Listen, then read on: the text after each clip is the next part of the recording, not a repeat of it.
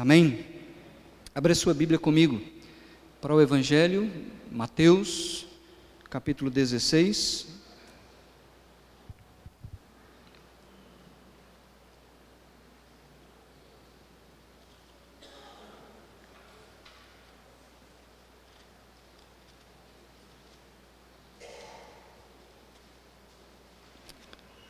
A partir do primeiro versículo, a gente vai caminhar juntos até o finalzinho do capítulo.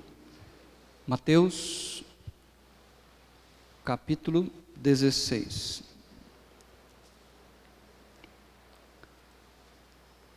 A gente vai lendo na medida em que a gente vai expondo o texto e compartilhando com a igreja. Mas hoje à noite, eu quero continuar falando sobre o plano da jornada. Lembra, nós falamos da perspectiva. Perspectiva é a maneira como nós vemos o caminho, a jornada, e a gente aprendeu que o nosso Deus, Ele é Senhor da nossa vida, Ele é o dono, e nós precisamos nos submeter a Ele.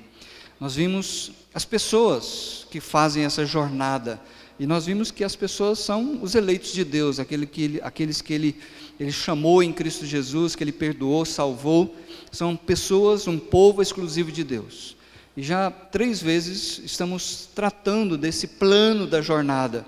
Vimos a necessidade de oferecer a nossa vida, depois vimos a necessidade de trabalhar em prol da igreja local, e agora hoje à noite eu quero falar com vocês sobre a revelação da identidade do rei. Isso é muito importante hoje à noite, para nós entendermos isso. Deus quer revelar a identidade, a verdadeira identidade do rei. Há uma música do Vencedores por Cristo, eu gosto muito, são músicas bem antigas, do meu estilão, mas a música diz assim, olha, muito embora um só Jesus exista, nem todos sabem vê-lo como é. E aí então a música fala, é muito interessante, filósofo, poeta, comunista, ou mesmo até alguns chamam ele de hippie. O interessante é que essa música é da década de 70, 80 eu acho, mas é tão atual, porque hoje existem igrejas, pastores, que estão dizendo que Jesus era um comunista, e por isso estão apoiando o comunismo no Brasil. Sabiam disso? Acreditando que o capitalismo é do demônio, e que nós precisamos instalar, olha que ideias mais estúpidas.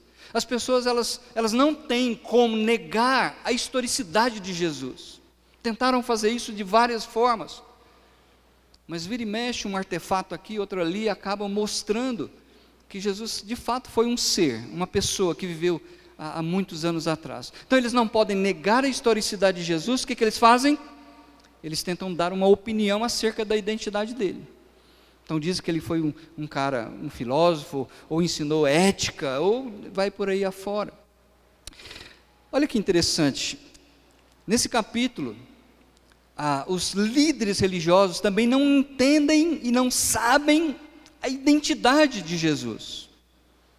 Eles estão vendo Jesus realizar vários milagres, curando, fazendo pessoas cegas enxergarem, mancos, aleijados andarem, leprosos serem purificados. Eles estão vendo tudo isso diante dos olhos deles. A população em Israel, em Jerusalém, está admirada de Jesus. Versículo 1: os fariseus e os saduceus aproximaram-se de Jesus e o puseram à prova, pedindo-lhe que lhes mostrasse um sinal do céu. Incrível! Eu não sei se você está acompanhando a leitura diária da Bíblia, mas nós estamos em Êxodo, e ontem e hoje eu estou caminhando nas pragas. Queridos, eu fiquei encabulado de ver a incredulidade daquele povo, do faraó. Deus fazendo grandes proezas no Egito, destruindo o Egito. Moisés chegava diante de faraó e dizia, olha, por causa da sua incredulidade vai acontecer isso, e acontecia. E a Bíblia diz que o coração dele continuava como pedra. A mesma coisa dessa liderança. Eu fiquei pensando que eles não estavam satisfeitos em ver aqueles sinais que Jesus fazia. Eles queriam ver algo estrondoso, talvez a semelhança de Moisés no Egito, quando uma das pragas foi chuva, granizo, trovões, que causou medo, pânico em todo o Egito. Talvez a ideia deles fosse que Jesus fizesse algum sinal, como Josué, quando eles estavam na guerra, e a batalha se intensificou de tal maneira, e ele disse: sol para aí, lua para aqui. Vocês lembram disso? Ou quem sabe, eles estão querendo como Elias, que orou e desceu o fogo do céu e lambeu o sacrifício. Mas olha o que Jesus fala.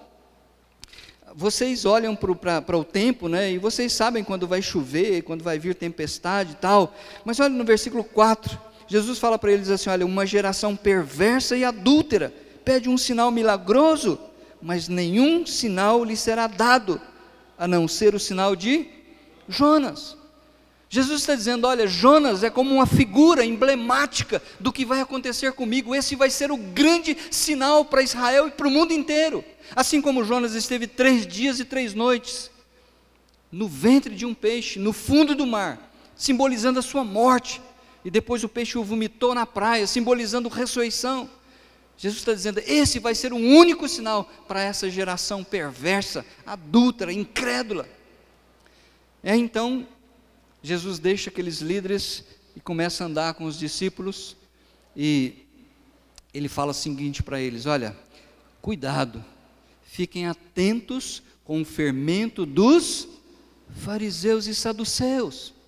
E um cutucou no outro, o outro cutucou no um e diz: está vendo, Eurípides, você não trouxe pão? Lembra que Jesus tinha acabado de multiplicar pães, e eles não levaram nenhum pãozinho na sacola, e agora você está dizendo: está vendo, ó, Jesus pediu pão para comer, nós não trouxemos pão. E aí vai discorrendo aquilo, e Jesus para, olha nos olhos dele, puxa a orelha deles, dizendo: gente, mas por favor, até agora vocês não conseguiram entender. E explicou para eles que fermento que ele está falando não é fermento de pão, mas era o ensino, era a doutrina dos líderes religiosos. Por que Jesus usa fermento? Porque o fermento na Bíblia, ele tem a posição de algo ruim, de que contamina, ele adultera a massa, ele corrompe a massa. E uma doutrina errada tem o mesmo exercício na vida do povo: corrompe, destrói, desvia, estraga. Então lá no versículo 12, olha comigo, eles dizem aí, depois que Jesus explicou para eles: então entenderam que não lhes estava dizendo que tomassem cuidado com o fermento de pão, mas com o ensino dos fariseus e dos saduceus. Meus queridos, vocês não imaginam quanto fermento tem sido servido para a igreja de Jesus nesses últimos tempos. A gente fica doido, escandalizado, porque parece que cada semana é uma novidade, é uma revelação, e o povo está comendo pão fermentado, e não o pão vivo que desceu do céu. Eles continuam a viagem deles, atravessam o mar, e eles estão indo em direção ao norte, lá perto da Síria, no Monte Hermon.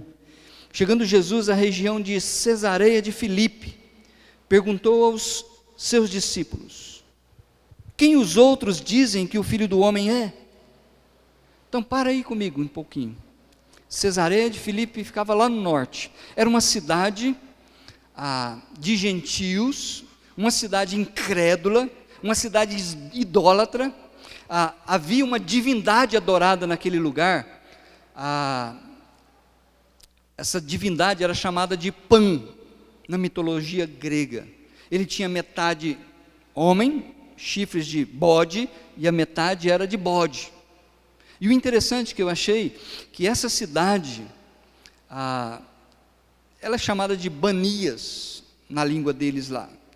Mas o imperador César Augusto deu essa cidade para Herodes o Grande, aquele que queria matar Jesus quando era pequenininho. E depois, quando Herodes morreu, o reino dele foi repartido entre os seus filhos. E essa parte lá ao norte coube a Filipe. E na época que Filipe tomou posse dessa terra, Tibério César era o imperador romano. E sabe como é que é política, né? Então, para ganhar o favor do imperador, como que ele deu o nome na cidade? Em homenagem a César, Cesareia, que pertence a quem? Ao rei Filipe. Entenderam a ideia? Agora, o que eu achei interessante é o seguinte: lá era um centro pagão de adoração. Dizem que lá havia uma pedra muito grande, onde as pessoas faziam sacrifícios a essa divindade. E eu comecei a refletir sobre isso. Olha que interessante, acompanhe comigo. De onde Jesus saiu? De Jerusalém, do fermento dos fariseus. Para onde que ele se dirigiu? Para um centro de idolatria, para um centro de paganismo. E ali então ele começou a dar uma aula profunda, grandiosa para os seus discípulos. Qual é a identidade do rei? Isso é extremamente importante, meus queridos, porque se nós não soubermos qual é a identidade do rei, nós vamos fazer como muitas religiões, vão se chamar de cristãs, mas sem saber quem é verdadeiramente o Cristo. O que a Bíblia diz a Jesus, vamos ler esse versículo comigo? Não considerou que o ser igual a Deus era algo que devia agarrar-se com unhas e dentes. Então Paulo está dizendo, Jesus é quem? Deus. Ele existia por toda a eternidade, Ele é o Criador dos céus e da terra, mas Ele não se apegou a ser Deus. O que Ele fez? Esvaziou-se. Esvaziou-se do quê? Da sua divindade? Não, Ele nunca deixou de ser Deus. Ele esvaziou da sua glória celestial. Ele deixou o seu trono celestial. Ele deixou a glória, o céu. E fez o quê? E se tornou um servo. Ele se tornou um de nós, um ser humano. Ele se limitou a viver aqui nesse mundo. Então, qual é a identidade desse menino que nasceu lá, naquele bercinho, porque não tinha lugar para ele na hospedaria lá em Belém? Quem é Jesus? Essa é a primeira pergunta. Veja comigo no versículo 13, ele se dirigiu aos discípulos e perguntou, quem? Os outros, em outras palavras, qual é a opinião pública a meu respeito? O que as pessoas pensam sobre mim? O que o Porta do Fundo pensa sobre mim? O que a Globo pensa sobre mim? O que os jornais falam sobre mim? É isso que Jesus está querendo dizer. Qual é a opinião dos outros a meu respeito? Preste bem atenção, porque como a música do Vencedores por Cristo, naquela época, havia uma diversidade de opiniões. Eles responderam, em primeiro lugar, olha aqui a opinião do povão. Alguns dizem que o Senhor é João Batista. Outros dizem que o Senhor é Elias. E ainda outros dizem que o Senhor é ou um dos profetas. Agora preste bem atenção. Na mente do judeu, nunca passou a ideia, quando eles estão falando, olha, o Senhor é João Batista, o Senhor é Elias, ou um Jeremias, ou um dos profetas, nunca passou na mente deles a ideia de que Jesus era uma reencarnação dessas pessoas. Porque na mentalidade judaica, o que o judeu acreditava e acredita ainda é ressurreição. Eles esperavam, a expectativa deles é que um dia, os grandes líderes do passado iriam ressurgir dentre os mortos. Então, perceberam que há uma diversidade. É por isso que o Portas do Fundo faz crítica com Jesus, porque eles têm uma ideia de que Jesus é um homossexual, que viveu na gandaia. Você não precisa ficar bravo com isso não, fica tranquilo. Deus não está desesperado, Jesus não está arrancando os cabelos por causa disso não, fica tranquilo. Mas olha, nem mesmo a família de Jesus tinha uma opinião correta sobre ele. A Bíblia diz que ele estava atendendo a população, as multidões, curando, e a Bíblia diz que não tinha tempo nem para ele descansar. E de repente, a campainha tocou. Quem que era?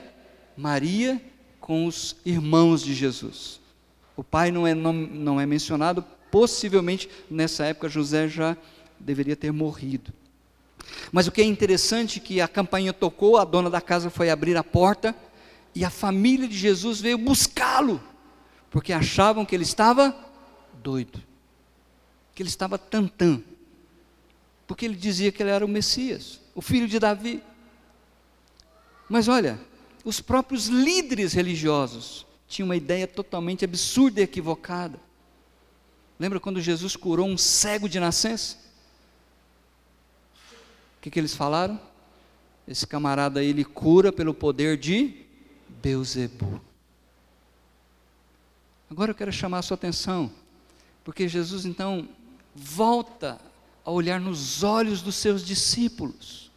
Ele não está preocupado com o que o mundo pensa acerca dele.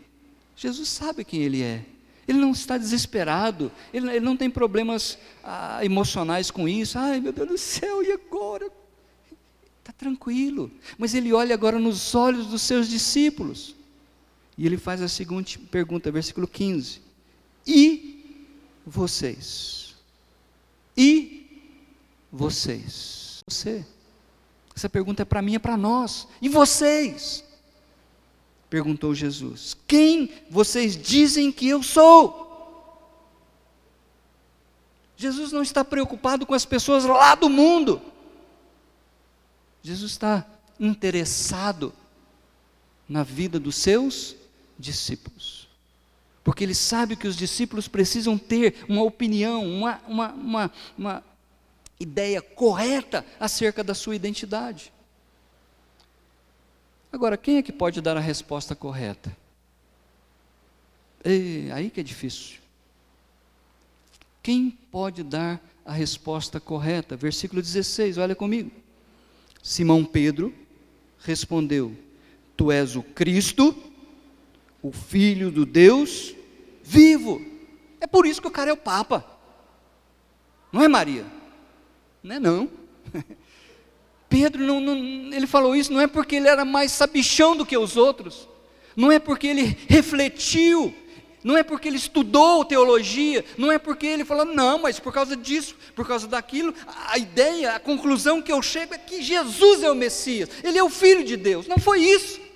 Olha o versículo comigo, 17. Respondeu Jesus: Bem-aventurado, feliz, privilegiado é você, Simão, filho de Jonas. Por quê? Porque ele era mais inteligente? Porque ele era mais sábio que os demais?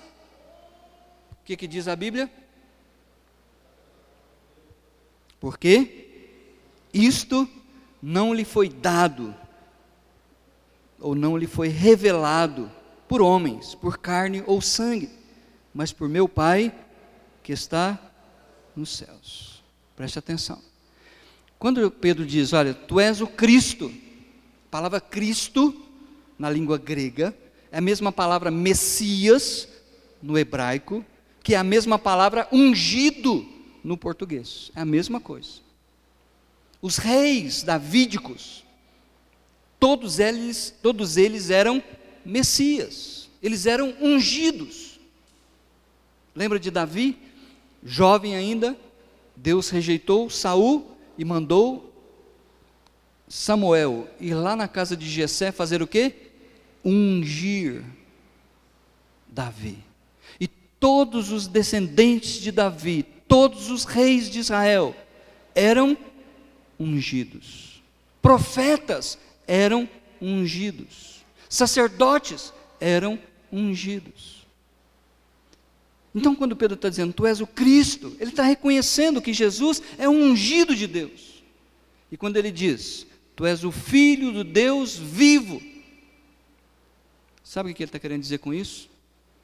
Ele está querendo dizer o seguinte: eu entendo, eu sei, que o Senhor é filho de Davi, o legítimo herdeiro, para sentar-se no trono. O Senhor não é um ungido, como foram todos os reis, mas o Senhor é o ungido de Deus, que tem direito a sentar-se no trono de Davi. Entenderam isso?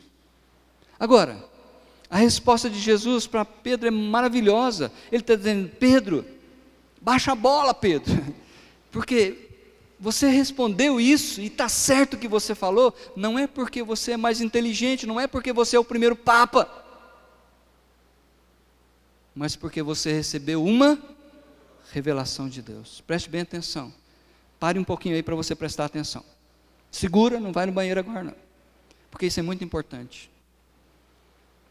Pedro, ele foi bem-aventurado, ele foi privilegiado de falar o que ele falou, não é porque ele pensou, ele recebeu uma revelação de Deus. Revelação de Deus é diferente de especulação dos homens. Hoje nós temos muitas pessoas que têm muitas especulações. Revelação, a ideia, vamos voltar um pouquinho para trás, lembra quando a gente tinha aquelas máquinas, Suzana? E a gente tinha um filme de 24 poses, e aí a gente ficava selecionando as poses para bater a foto. Bater uma foto, faz, Lucas aí uma pose. Não, o Lucas eu não posso porque eu tenho pouca, eu vou bater aqui do Eurípides. Não é assim que a gente fazia? E depois que a gente fazia, levava para revelar. Revelação é isso. A nossa mente está escura, não sabemos a verdade, e Deus então tira o véu. E a gente então passa a enxergar a verdade espiritual. Isso não é fruto da nossa elucubração. O meu capitão no exército, quando ele fazia uma pergunta e nós começávamos a responder errado, mas começávamos a falar, ele parava e dizia: para de elucubrar, para de refletir, para de raciocinar, de filosofar, não é isso que eu quero ouvir de você. Revelação. Você, meu querido, não pode compreender quem é Jesus, a menos que Deus revele isso para você. Não é fruto de estudar a apostila. Tem pessoas que passam muito tempo na igreja, estudam apostila, estudam livros, vêm na igreja, mas não sabem quem é Jesus Cristo. Quando eu estava no 2º ano do seminário, eu estava numa capela, como vocês estão aqui ouvindo um pregador. Ele fez uma mensagem. Naquela tarde e noite, eu nem fui para o refeitório jantar. Eu desci direto para o meu quarto. Fechei a porta, aproveitei que estava sozinho, subi no beliche, eu dormi em cima. E eu chorei na presença de Deus. Falei: Deus, o Senhor precisa abrir o meu coração. O Senhor precisa abrir a minha mente, para eu entender quem é Jesus. Porque não adianta eu estudar teologia, não adianta eu entender o que os professores estão ensinando, a menos que o Senhor me revele isso, a menos que o Senhor mostre para mim quem é o teu filho amado. Meus queridos, eu desci daquele beliche, e eu nunca mais tive dúvidas da minha salvação, porque eu entendi quem era Jesus. Eu entendi o que Ele fez na cruz por mim. Por isso, cuidado com essas pessoas que dizem que têm revelações, porque não existem revelações hoje. Toda revelação foi nos dada. Tudo que nós precisamos saber está aqui na palavra. E conhecereis a verdade, e a verdade vos libertará. Paulo, aos Efésios, ele fala: olha, eu estou orando por vocês, para que o Espírito ilumine a mente de vocês, para que vocês compreendam as verdades espirituais. Existe uma diferença radical entre revelação de Deus, através da sua palavra, e especulação dos homens. É igual água e óleo, não combina. Por isso, hoje à noite, quando voltar para sua casa, seja você jovem, seja você adulto, tenha 300 anos de igreja, não interessa. Chegue diante de Deus hoje à noite, na sua cama, no seu quarto, ore. Fala: Deus, eu preciso que o Senhor ilumine os meus olhos, que o Senhor abra o meu coração, para que eu possa fazer uma confissão de fé correta, verdadeira. E aí então, o batismo ele é importante para isso, para que você possa falar para as pessoas: eu conheço Jesus Cristo como meu Salvador. Esse batismo aqui, ele não vai afetar em nada a minha vida, mas é uma declaração pública de que Jesus é o meu Salvador, e eu creio nele. Quem edifica a igreja? É a terceira pergunta nesse texto.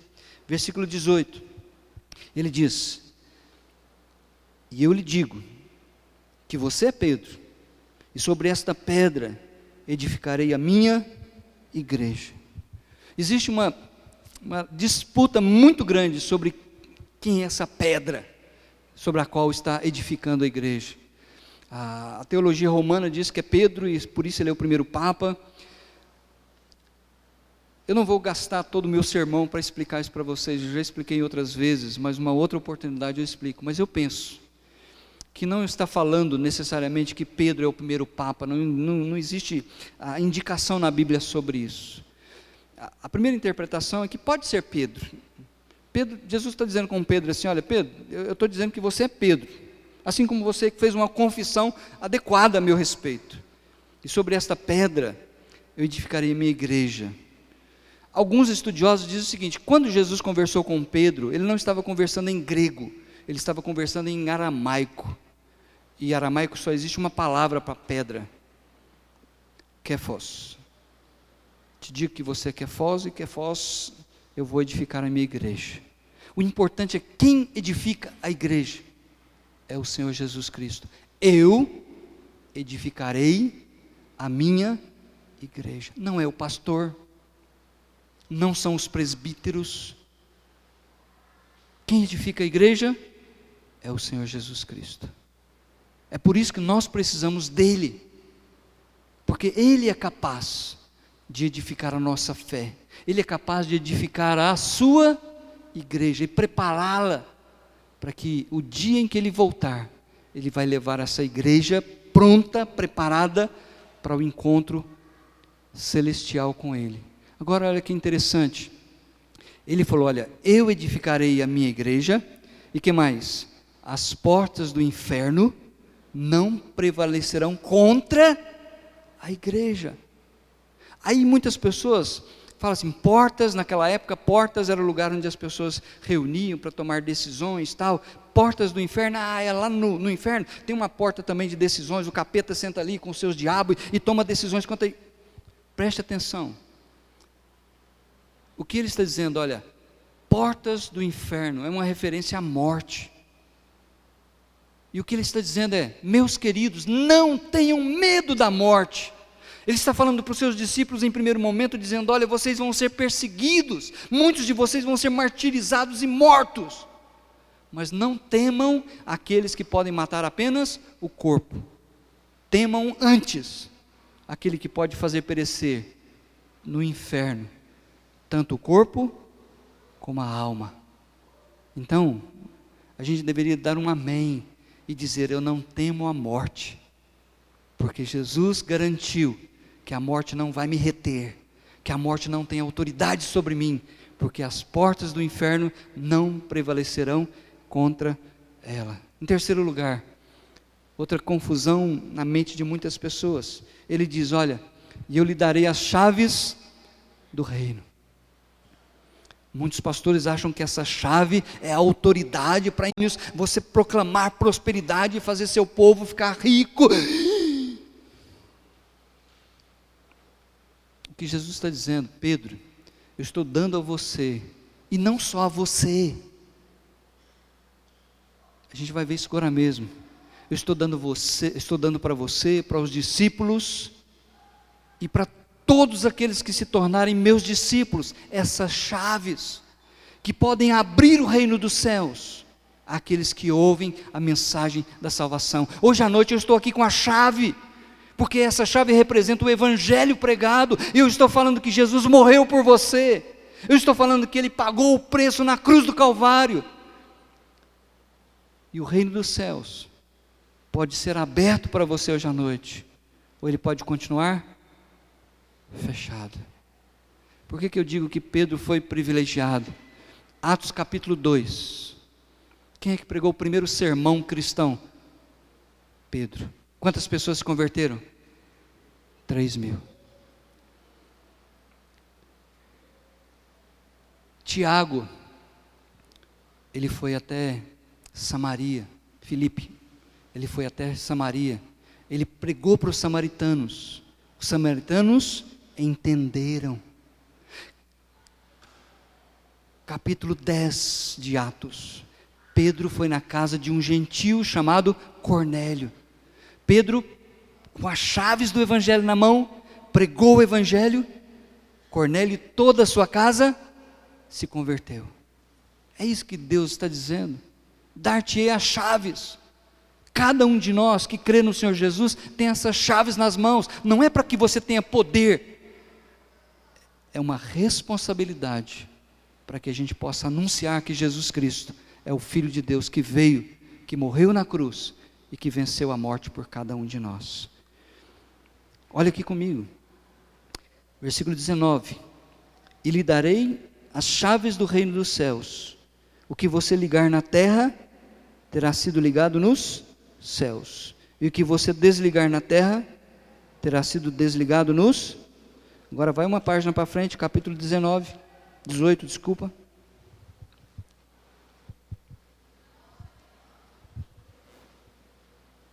Estão aí comigo? Uma página só. Jesus está falando sobre disciplina na igreja. E lá no versículo 18, olha comigo. Ele está falando, olha, se alguém pecar contra você, vai lá, exorta ele em amor. Se ele te ouviu, ganhou o seu irmão, mas se ele não te ouviu, pega mais 1, 2, 3, vai lá conversar com ele. Se ele não te ouviu, então traz isso para a assembleia, para a igreja, para o povo de Deus, e julga o caso. E versículo 17 diz, e se ele se recusar a ouvir a igreja, a ouvir os dois lá, conte a igreja, e se ele recusar a ouvir também a igreja, trate-o como um pagão, um incrédulo, um publicano.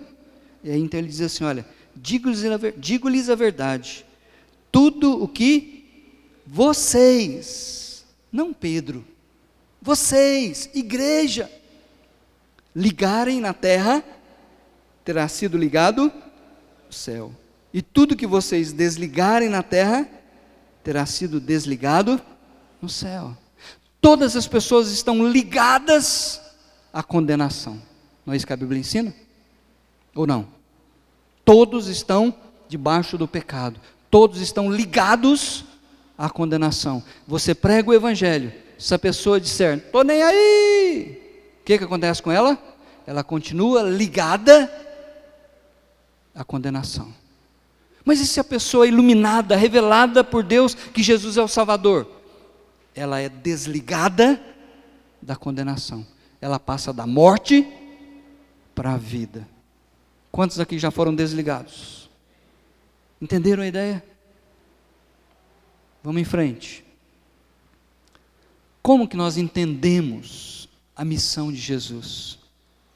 Olha aqui, volta comigo ali para o capítulo 16, lá no versículo 20, Jesus diz assim, olha, então advertiu Jesus a seus discípulos que não contassem a ninguém que ele era... Mas por que não? Porque naquele momento, os judeus não tinham capacidade para entender quem era o Messias. Havia em Israel grupos armados, querendo uma revolta contra Roma, para implantar o reino. Jesus falou assim, olha, eles não estão preparados, eles precisam do Espírito Santo, primeiro, para que possa iluminar a mente deles, e só depois, vocês vão contar para eles essa verdade. E Pedro contou lá em Atos capítulo 2 e por aí afora. Então o versículo 21 diz, desde aquele momento em que Deus revelou para os seus discípulos quem ele era, Jesus começou a explicar então aos seus discípulos que era necessário que ele fosse para Jerusalém, sofresse muitas coisas nas mãos dos líderes religiosos, dos chefes dos sacerdotes e dos mestres da lei, e fosse morto, e ressuscitasse no terceiro dia. Foi a partir desse momento em que Deus revelou aos discípulos quem é a verdadeira identidade de Jesus, é que ele começou a falar sobre a necessidade da sua morte. Agora olha o Pedrão, versículo 22, olha o primeiro Papa, acabou de ter uma revelação de Deus e já está pisando na bola. Versículo 22. Então Pedro, chamando-o à parte, começou a repreendê-lo, dizendo, nunca, Senhor, isso nunca te acontecerá. Jesus virou-se e disse a Pedro, para trás de mim, Satanás, você é uma pedra de tropeço para mim, e não pensa nas coisas de Deus, mas nas coisas dos homens. Então, meus queridos, nem Pedro entendeu direitinho a função, o ministério do Messias. Na mente dos judeus, não compreenderam a revelação do Velho Testamento, de que o servo do Senhor, o Messias, que veio para oferecer o reino, ele precisava passar pela morte, como expiação dos nossos pecados. Tem muita gente que fala de Jesus melhor do que eu consigo falar para vocês. Eu fico encantado de ouvi-los, de falar de contexto histórico da época, de abrir a Bíblia e falar, mas eles não aceitam que Jesus morreu na cruz pelos nossos pecados.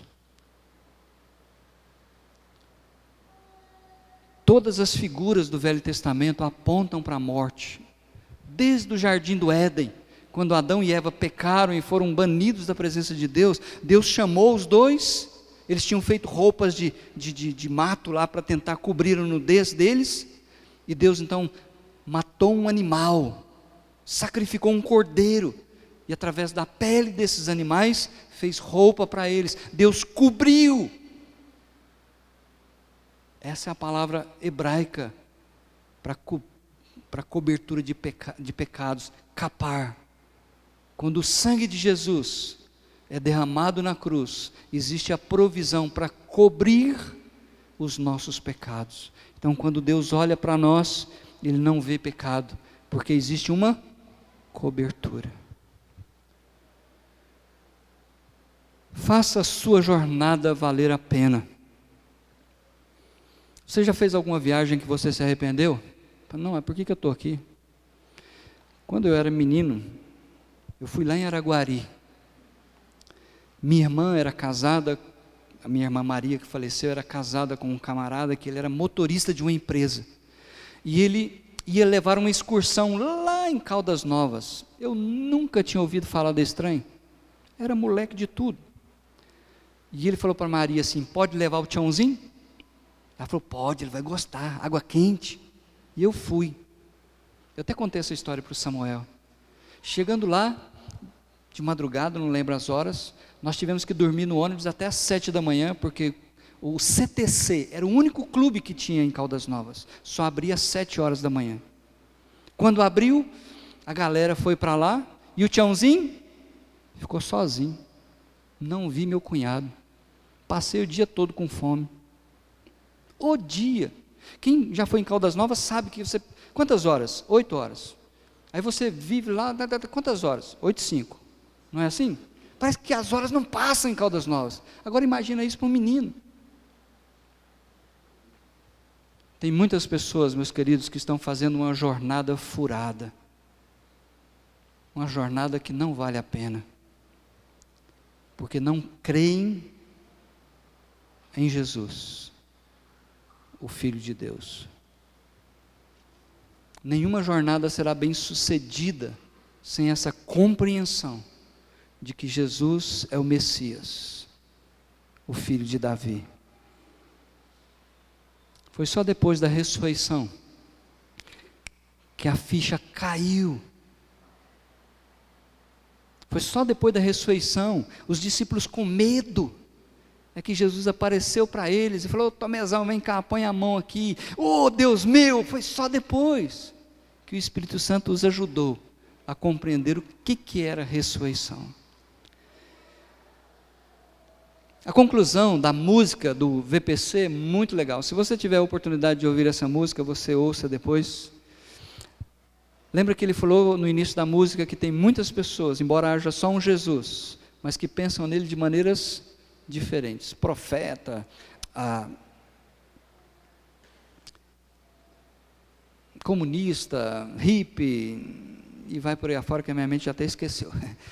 Mas olha, o final da música é tão legal, diz assim, olha, mas, contrariando todas aquelas muitas ideias sobre Jesus, mas Jesus é bem mais importante do que um filósofo, do que um cara iluminado, ungido, porque ele é Deus, mas Jesus é bem mais importante, quando sabe do seu grande amor, e é preciso hoje, que se cante, Jesus, Filho de Deus, o Salvador.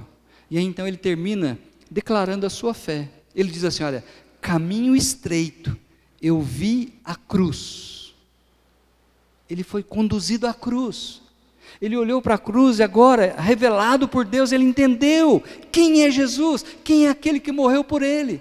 Então ele diz, olha, caminho estreito, eu vi a cruz, e no meu peito o céu em luz. Ele foi transformado porque ele foi tirado das trevas e colocado no reino do Filho. E ele diz, meu sonho, aquilo que eu tanto busquei, aquilo que eu tanto procurei, meu sonho, a paz, achei enfim, Jesus em mim, Jesus em mim. Deixe-me terminar, porque eu creio que Jesus, hoje à noite, assim como ele fez com os discípulos, ele quer nos confrontar com Cesareia de Filipe, com conceitos errados acerca de quem é o Filho do Homem. O que você vai fazer de Jesus chamado Cristo? O que você vai fazer de Jesus? Essa pergunta quem fez foi Herodes, para a multidão. O que vocês vão fazer de Jesus chamado Messias? O que vocês vão fazer de Jesus chamado Cristo? O que vocês vão fazer de Jesus chamado o ungido? O que a multidão gritou? Crucifica-o. Não queremos saber dele. Quem é Jesus? Não viva na dúvida. Pensa a Deus, vai como eu, vai para o seu quarto. Ninguém é sabão. A gente não pode entender quem é Jesus, a menos que do céu Deus revele isso para nós. Peça essa graça.